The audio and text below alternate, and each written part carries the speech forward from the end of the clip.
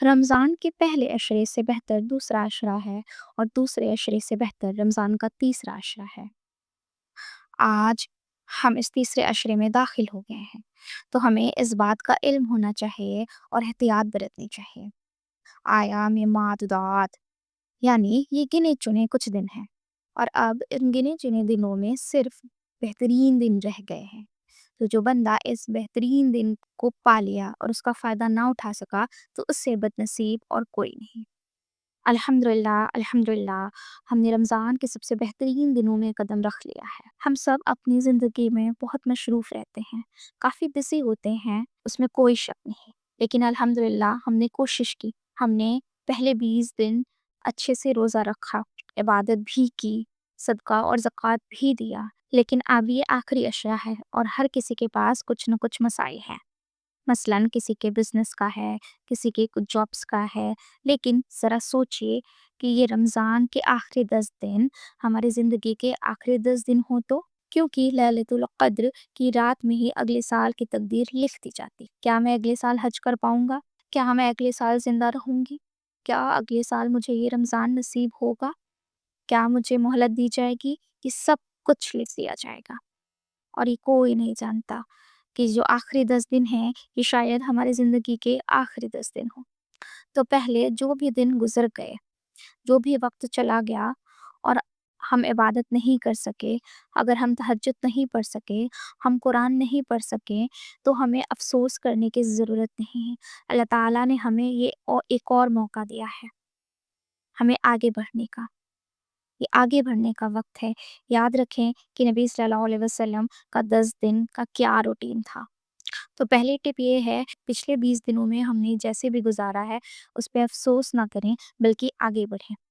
اور دوسری ٹپ یہ ہے کہ اپنے نبی صلی اللہ علیہ وسلم کے آخری 10 دن کا روٹین یاد رکھیں۔ تو آئیے ایسے ہی 10 بہترین ٹپس انشاءاللہ میں اس ویڈیو میں آگے آپ کو شیئر کروں گی۔ پہلا، دن کے گناہوں سے بچیں۔ ہم عام طور پر عبادت کو صرف اس چیز سے جوڑتے ہیں جو ہم انجام دیتے ہیں، مگر عبادت کی تکمیل اس میں بھی ہے کہ ہم ان چیزوں سے بچیں جو اللہ کو ناپسند ہے۔ اگر ہم دن میں گناہ کرتے ہیں تو یہ ہمارے لیے رات کی رحمت کے دروازے بند کر سکتے ہیں۔ اگر ہم چاہتے ہیں کہ ہمیں قیام اللیل کا ثواب نصیب ہو، تو ہمیں دن کے اعمال کا بھی خیال رکھنا چاہیے۔ ان مقدس راتوں میں گناہوں کے بوجھ کے ساتھ داخل نہ ہو جو آپ کو روحانی طور پر نیچے گرا دے۔ دوسرا، رات کو فضول گفتگو سے بچیں۔ جب رات ڈھلے تو اور بھی زیادہ احتیاط برتیں، اپنی فضول گفتگو کو کم کریں۔ یہ وقت اللہ سے خاموشی سے بات کرنے کا ہے، نہ کہ فضول گفتگو اور میل جول میں وقت ضائع کرنے کا۔ ہمارے محفلیں ہمارے غیر ضروری بیٹھکوں میں غیبت، چگلی اور بیکار کی باتیں بھی ہو سکتی ہیں، تو ان قیمتی لمحات کو ضائع نہ کریں۔ اس بار ان راتوں کو مختلف بنائیں، اللہ سے اپنے تعلق کو ترجیح دیں، ذکر کی محفل میں شرکت کریں، نمازوں میں شامل ہوں، مگر بے وجہ ملنے جلنے سے بچیں۔ یہ راتیں لوگوں سے کنیکٹ کرنے کے لیے نہیں، بلکہ اپنے رب، اپنے خالق سے جڑنے کے لیے ہے۔ حضرت عائشہ رضی اللہ تعالیٰ عنہ فرماتی ہیں کہ اللہ کے نبی صلی اللہ علیہ وسلم ان 10 راتوں میں اتنی عبادت کرتے تھے جتنی کہ کسی اور وقت نہیں کرتے تھے۔ عام دنوں میں بھی آپ نبی صلی اللہ علیہ وسلم کی عبادت کا یہ حال ہوتا تھا کہ آپ کے پاؤں سوج جاتے تھے۔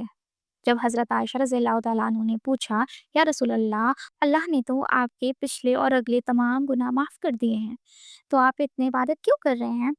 تو نبی صلی اللہ علیہ وسلم نے جواب دیا، افلا اکون عبدا شکرا، کیا میں اللہ کا شکر گزار بندہ نہ بنوں؟ تو ذرا سوچئے، جب اللہ کے نبی اتنے متقی تھے، جب ان کی عبادتیں ان 10 دنوں میں بڑھ جاتی تھی، تو ہم تو ہر روز، ہر پل، ہر لمحہ گناہ کرتے ہیں، تو ہماری عبادت کہاں ہونی چاہیے؟ تیسرا، جماعت کے ساتھ نماز کا اہتمام کریں۔ نبی کریم صلی اللہ علیہ وسلم نے فرمایا کہ جو شخص عشاء اور فجر کی نماز جماعت کے ساتھ ادا کرتا ہے تو اسے پوری رات عبادت کا ثواب ملتا ہے۔ تو اگر آپ پوری رات عبادت نہیں کر سکتے تو کم سے کم ان 2 نمازوں کو ہرگز نہ چھوڑیں۔ جو شخص امام کے ساتھ نماز پڑھے اور جب تک امام ختم نہ کریں، وہ اسی طرح پوری رات نماز پڑھنے کا ثواب پاتا ہے۔ چوتھا، قرآن کی تلاوت میں اضافہ کریں۔ ان راتوں میں اپنے قرآن کی تلاوت کو بڑھا دیں۔ ہمارے محبوب نبی صلی اللہ علیہ وسلم ان آخری 10 راتوں میں قرآن کی تلاوت بڑھا دیتے تھے۔ امام شافعی رحمۃ اللہ علیہ ہر رات ایک ختم مکمل کیا کرتے تھے۔ آپ نے دن کے لیے کوئی حد مقرر کی ہے تو رات کو اسے اور بڑھا لیں۔ یہ وہ راتیں ہیں جب پہلی بار قرآن نازل ہوا، اور سب سے پہلا لفظ جو نازل ہوا وہ تھا اقرا، یعنی پڑھو۔ تو پڑھیں خشوع، تدبر اور محبت کے ساتھ۔ پانچواں، وہ دعا پڑھیں جو رسول اللہ صلی اللہ علیہ وسلم نے اس خاص مقدس راتوں کے لیے سکھائی تھی۔ جب حضرت عائشہ رضی اللہ عنہ نے پوچھا کہ مجھے یہ رات ملے تو میں کیا کروں، تو نبی صلی اللہ علیہ وسلم نے فرمایا کہ تم یہ دعا پڑھو: اللہم انکا عفو تحب العفو فاعف عنی۔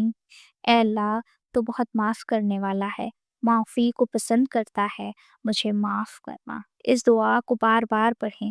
اپنی دعاؤں کی شروعات اور ختم بھی اسی سے کریں، اور اسے اپنی تمام پرسنل گزارش کے درمیان بھی دہراتے رہیں۔ اس سے بہتر الفاظ اور کیا ہو سکتے ہیں جو ہمیں ہمارے پیارے نبی صلی اللہ علیہ وسلم نے سکھایا۔ چھٹا، ہر حالت میں دعا کرتے رہیں۔ ان راتوں میں دعا کو ہر حال میں اپنا ساتھی بنائیں۔ چلتے پھرتے، گاڑی چلاتے ہوئے، انتظار کرتے ہوئے، سحری کرتے ہوئے، اپنے تمام کام کرتے ہوئے، ہر لمحے کو اللہ تعالیٰ سے کنیکٹ کرنے کا موقع سمجھیں۔ مکمل تنہائی کی ضرورت نہیں، صرف ایک سچے دل کی ضرورت ہے۔ اللہ کب ہماری کون سی دعا قبول کر لے کون جانتا ہے۔ ساتویں، سادگی اور اخلاص۔ آج کل کی زندگی میں دکھاوا اتنا بڑھ گیا ہے کہ ہم اکثر بھول جاتے ہیں کہ اس کا اصل مقصد کیا ہے۔ سوشل میڈیا پہ ہم اپنی فوٹوز پوسٹ کرتے رہتے ہیں، اچھے کپڑے کی فوٹوز اپنی پوسٹ کر دیتے ہیں، افطار پارٹیز کی، افطار میں اچھے ڈشز بنے ہوئے ہیں، سحور میں اچھے ڈشز بنے ہوئے ہیں تو اس کی فوٹوز ڈال دیتے ہیں۔ لیکن کیا ہم نے کبھی یہ سوچا ہے کہ جب ہم عبادت کرتے ہیں تو کیا ہم اسے بھی دکھاوے کے لیے کر رہے ہیں؟ مثلاً رمضان میں کئی بار ہم ایسا کرتے ہیں، جیسے نماز پڑھتے وقت ہم یہ سوچتے ہیں کہ ہمیں لوگ کیسے دیکھ رہے ہیں، کیا ہماری پوشاک ٹھیک ہے، کیا ہمارا رخ صحیح ہے۔ لیکن یاد رکھیے، اللہ تعالیٰ ہمارے دلوں کو دیکھتا ہے۔ حدیث میں آتا ہے، اللہ تمہارے روپ رنگ اور مال دولت کو نہیں دیکھتا، بلکہ تمہارے دلوں اور عمل کو دیکھتا ہے۔ صحیح مسلم حدیث 2564۔ ایک چھوٹی سی مثال اور دینا چاہوں گی کہ مان لیجئے آپ کے پاس ایک دوست ہے جو ہمیشہ آپ کی مدد کرتا ہے، لیکن وہ کبھی بھی اس کا ڈھنڈورا نہیں پیٹتا۔ وہ چپ چاپ آپ کو جب بھی ضرورت ہوتی ہے آپ کی چپکے سے مدد کر دیتا ہے، بنا کسی دکھاوے کے۔ تو کیا آپ اس دوست کو پسند نہیں کریں گے؟ جی ہاں، بالکل کریں گے، کیونکہ اس کی نیت صاف ہے۔ ٹھیک اسی طرح اللہ بھی ہمارے عمل کو دیکھتا ہے، نہ کہ ہمارے دکھاوے کو۔ آٹھواں، سجدوں کو بڑھائیں۔ نبی کریم صلی اللہ علیہ وسلم نے فرمایا کہ سب سے قریبی حالت میں ایک بندہ اپنے رب سے ہوتا ہے جب وہ سجدے کی حالت میں ہوتا ہے۔